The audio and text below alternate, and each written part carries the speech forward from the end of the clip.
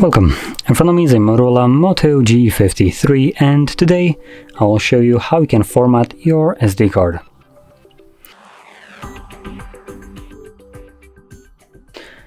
Now to get started you will need to navigate to your settings. From here, find storage. So for me it's right over here. Tap on a drop down menu right here where it says this device and select SD card. From here tap on the three dots in the corner and select format. This will give you a quick message that formatting will remove all the data from the card, so if you have anything on there that you would like to preserve, make a backup copy of it before you begin.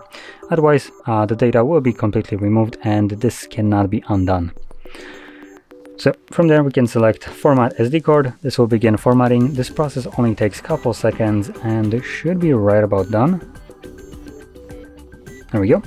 So click on done and that's it. So if you found this video helpful, don't forget to hit like, subscribe, and thanks for watching.